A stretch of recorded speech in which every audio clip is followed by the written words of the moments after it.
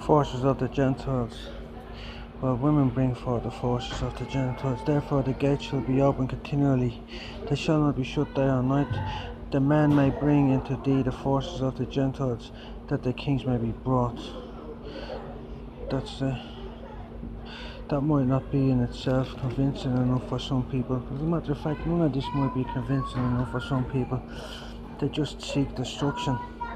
So here it is in the second part, in another way of putting it. The Lord has sworn by his right hand, son of my right hand, that's Benjamin, the tribe of Benjamin, the red hand of Callahan.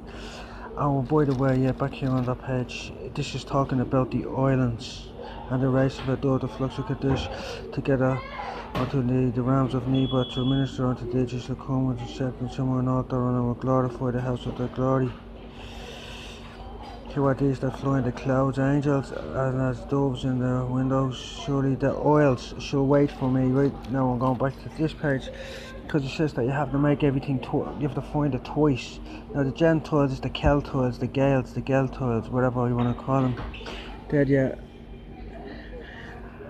And the Gentiles shall see the righteousness, the King of glory, and thou shalt be called by a new name, which the mouth of the Lord shall name.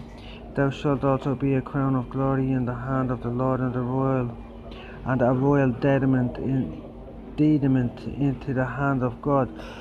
There shall no more be termed forsaken, neither shall the land be any more be termed desolate, but thou shalt be called Hezeabat, and in the land of Beulah, and the Lord delighted in thee, and in the land, and thy land shall be married. Brehon law. The king was traditionally married to the land. It was his duty to look after the land. For as a young man married a virgin, so shall the sons marry thee, and the bridegrooms rejoice over the bride, and they shall rejoice, and God rejoice over thee.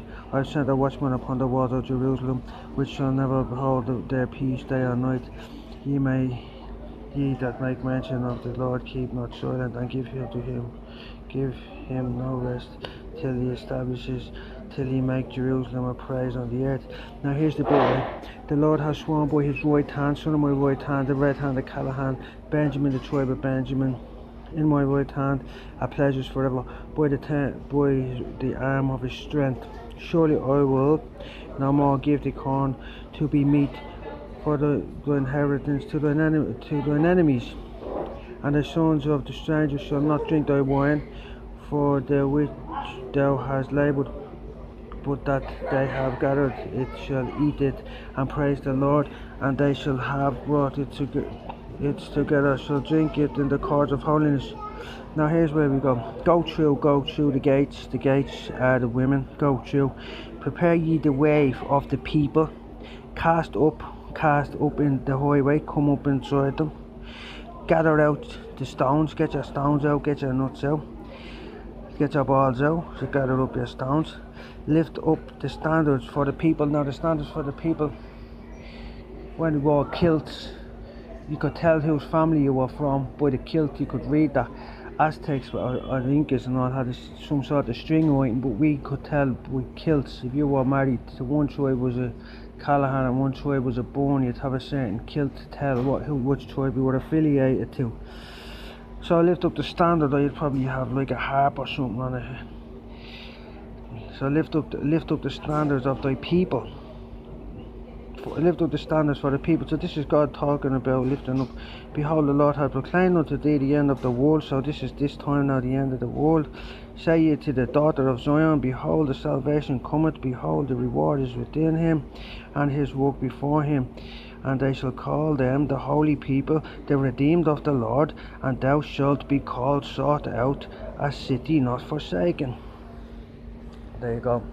So what that's saying is that if you have the seed of these people here from the islands, that you're blessed. Along those lines, read it yourself. So you have to research things and find out 2 and 3 times that there it is there in Isaiah 62, a city not forsaken.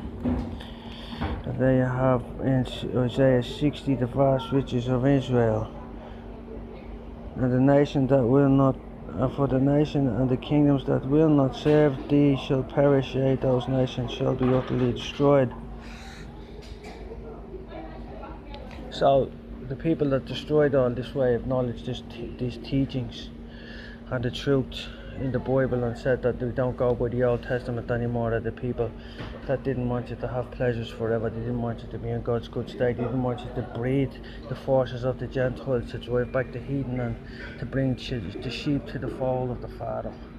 That's what you're looking at.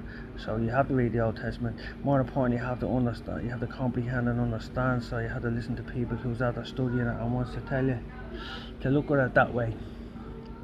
So you have to bring forth the forces, and then you have, see, there's people running around. Just because they're on the islands doesn't mean they have the honour prize, the 4th generation honour prize. Doesn't mean that they're sons of kings, and they may not be involved, but that's the way it goes. But your job is to bring forth the forces of the Gentiles, and whoever's chosen to minister to you, well, it's all in there. Hallelujah, praise the Lord.